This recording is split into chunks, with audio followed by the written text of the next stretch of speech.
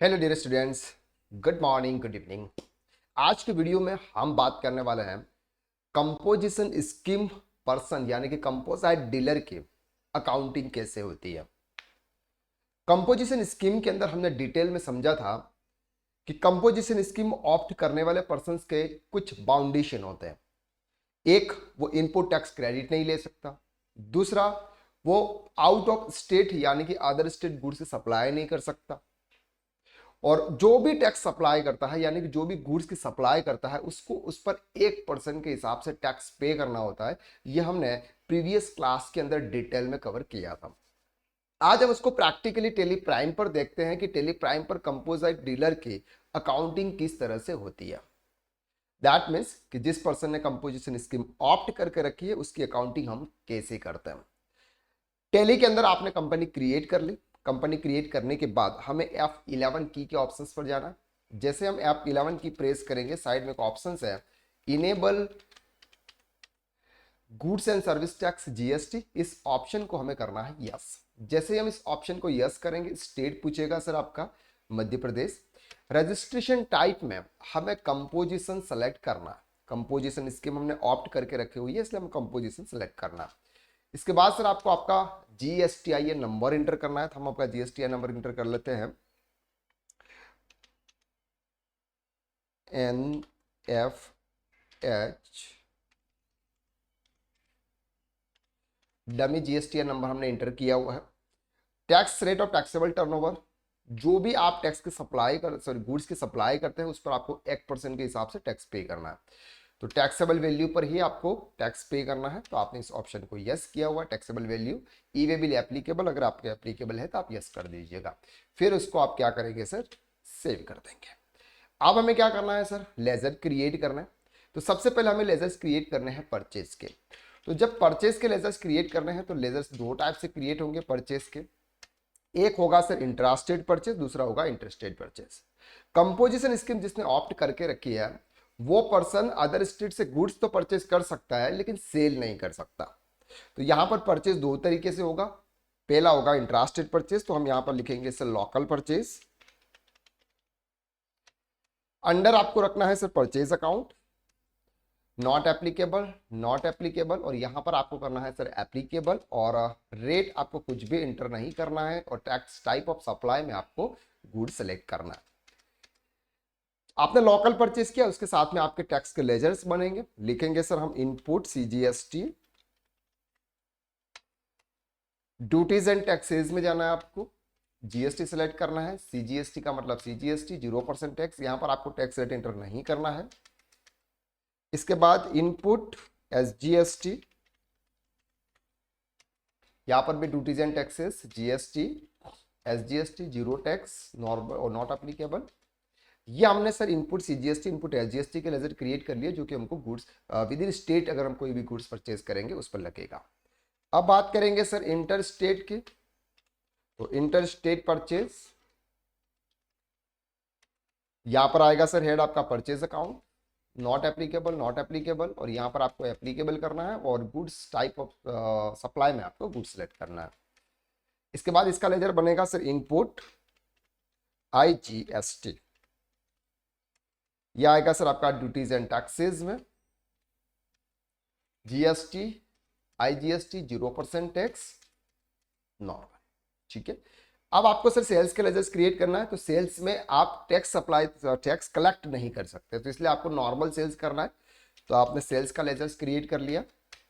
Sales select करना है आपको, नॉट एप्लीकेबल, नॉट एप्लीकेबल, यहां पर सिर्फ आपको एप्लीकेबल करना है। सेल्स पे क्या करना है, जीएसटी एप्लीकेबल है।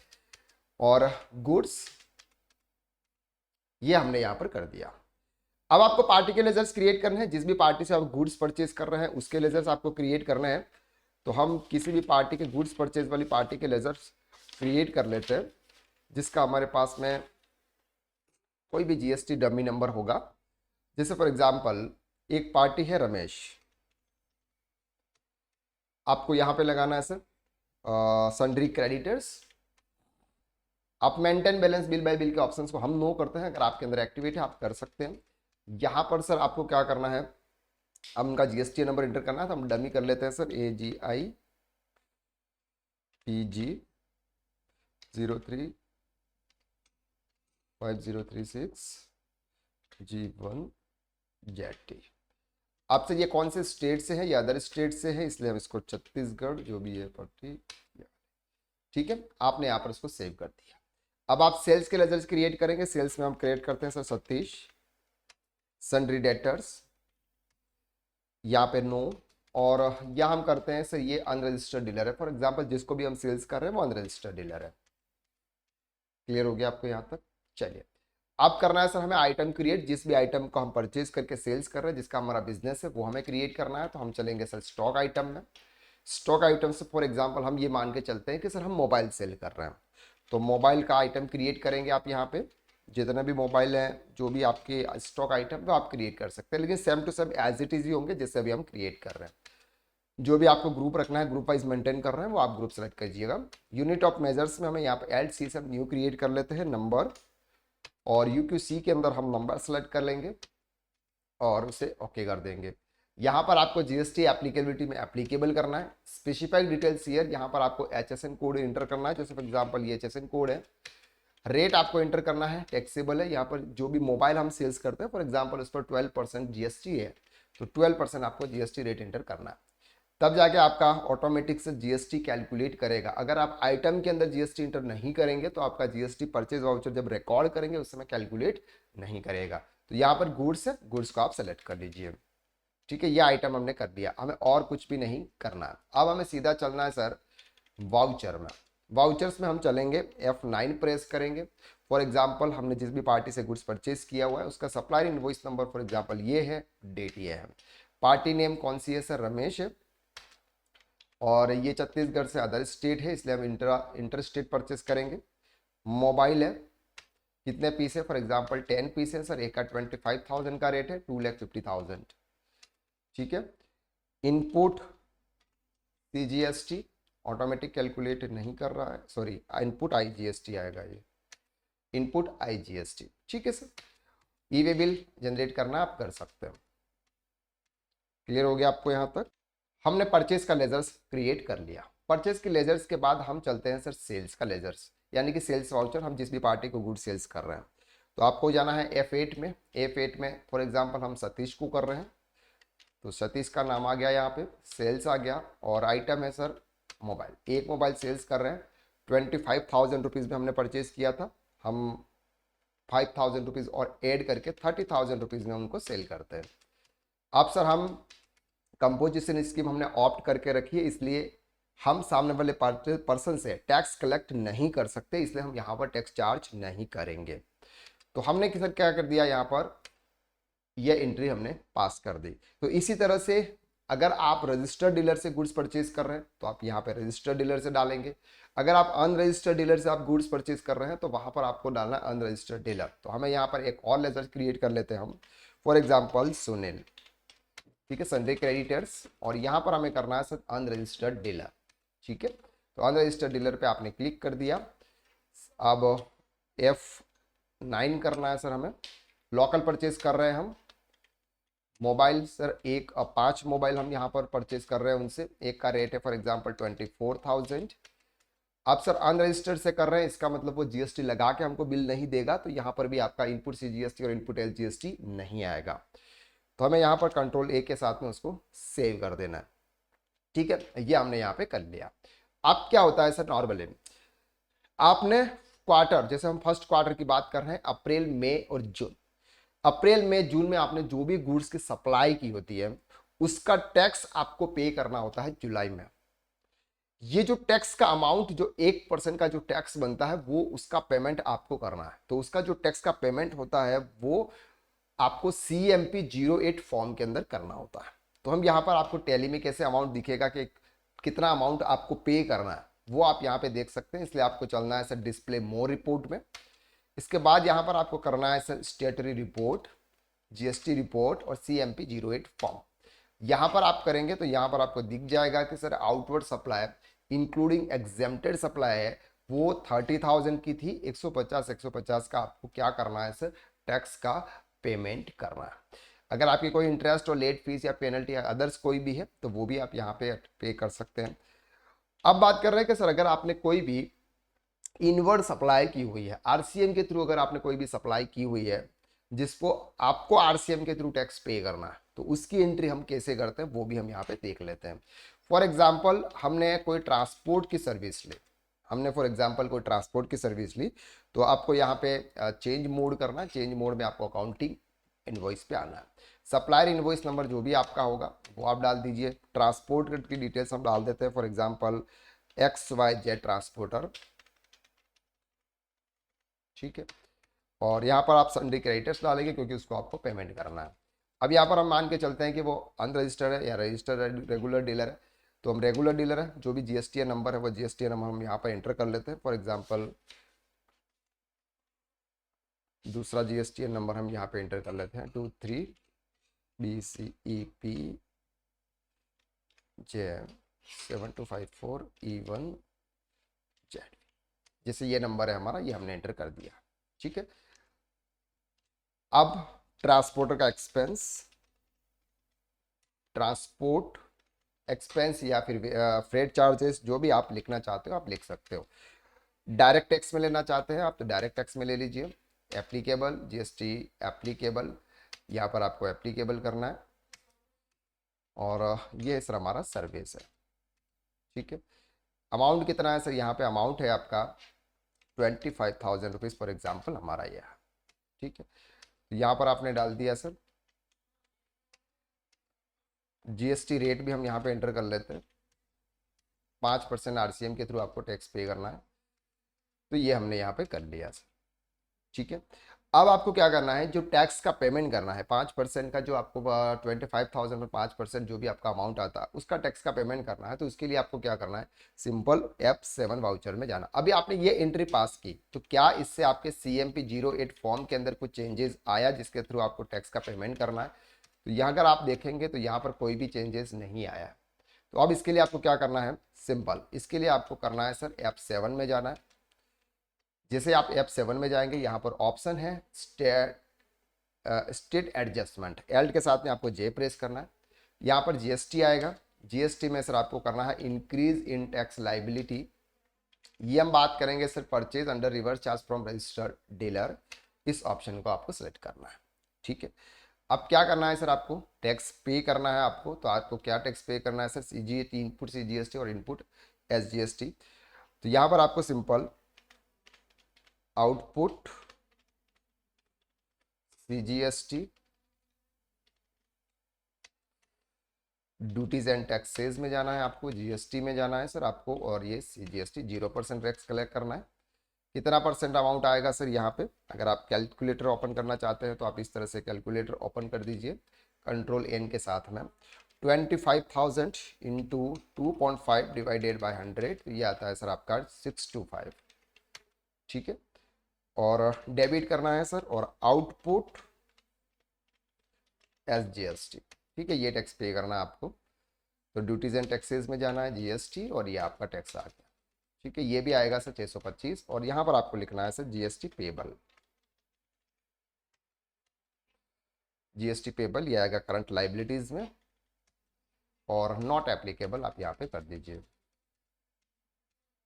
ठीक है। 1250 का आपको टैक्स पे करना है। अब आप देखेंगे CMP 08 फॉर्म के अंदर आपको दिख रहा है क्या, यहाँ पे एक और ट्रांजैक्शन अनसर्टेन ट्रांजैक्शन में ये आता है सर हमारा जीएसटी रजिस्ट्रेशन, ओके। अच्छा, यहाँ पर आपको सॉरी पार्टी की डिटेल्स देनी है, तो हमें यहाँ पर पार्टी की डिटेल्स देनी है XYZ लिमिटेड की। तो ये हमारा sir no tax ledger is created, okay. हमसे एक मिस्टेक हो गई थी, मिस्टेक ये हो गई थी कि हमने जीएसटी पेबल का लेजर्स और आउटपुट सीजीएसटी और आउटपुट एसजीएसटी को हमने डेबिट कर दिया था। यहाँ पर आपको क्या करना है sir, simple GST on RCM लिखना है आपको, जो भी आपका टैक्स का अमाउंट है। इसके बाद आपको यहाँ पर आउटपुट एसजीएसटी को क्रेडिट करना है, और यहाँ पर आपको 5% एंटर करना है, जो भी आपकी टैक्सेबल वैल्यू है वो आपको एंटर करनी है। इसके बाद फिर आउटपुट सीजीएसटी में जाना है 5%, 25,000। इस तरह से आपके 625 का अमाउंट यहाँ पर आपका आ जाएगा। यहाँ पर आपको प्रोवाइड जीएसटी डिटेल के ऑप्शंस को आपको यस करना है। इसके बाद जो भी आपकी डिटेल्स वो डिटेल ऑटोमेटिकली आ जाएगी। इसके बाद आप इसको सेव कीजिएगा। तब जाके सर आपका यहाँ पर ये अमाउंट आ जाएगा sir inward supply attracting reverse charge include import of service. तो टोटल आपकी टैक्सेबल सप्लाई कितनी हो गई इंक्लूडिंग आरसीएम 55,000, जिस पर आपको 775 के हिसाब से आपको टैक्स पे करना है। तो टोटल टैक्स का जो अमाउंट है वो अमाउंट आपको पे करना है sir 1550।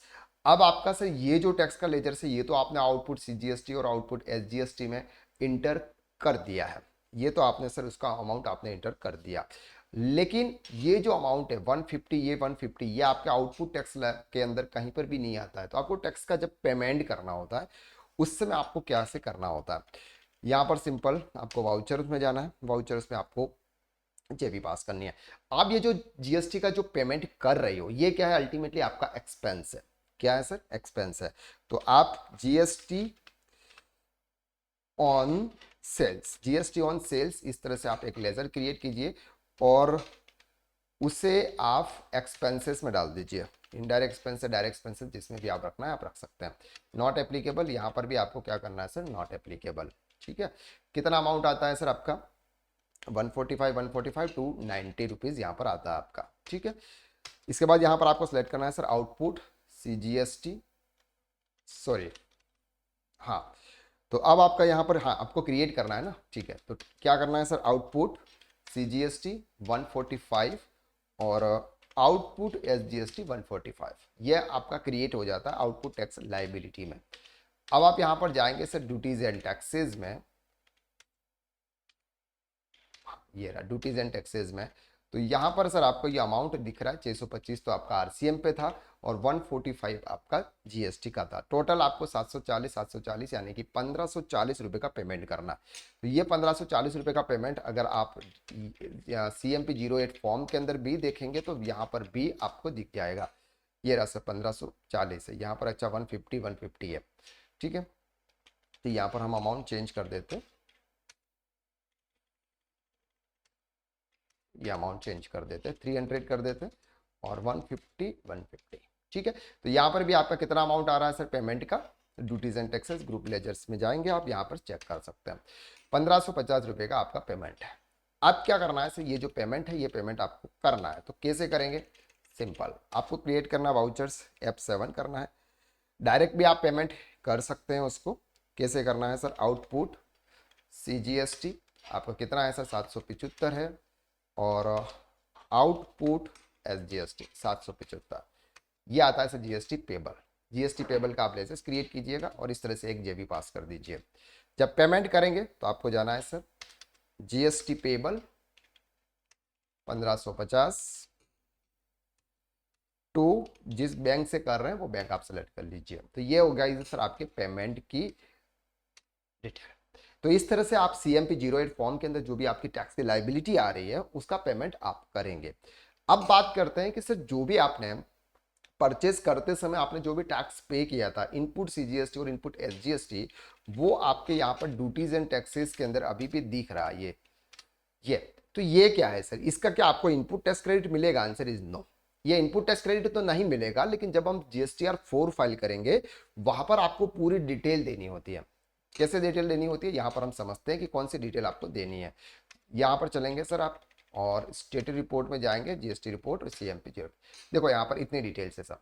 Inward supply from registered supply, inward supply from registered supply, reverse charge, inward supply and registered, import of service, debit not, tax on outward supply, advanced amount paid, adjustment और interest, ये पूरी detail आपके GSTR 4 के अंदर जाती है। अगर आप यहाँ पे इसका टैक्स अगर अलग से शो नहीं करेंगे, आपका ये जो टैक्स का रेट है ये अलग से शो नहीं करेंगे, तो इसका बाइफरकेट आपके GSTR 4 के अंदर नहीं होगा। इसलिए आपको जब भी आप परचेज का लेजर्स वाउचर्स क्रिएट करें या फिर ट्रांजेक्शन को रिकॉर्ड करें, आपको टैक्स का जो अमाउंट है वो आपको सेपरेट करना है।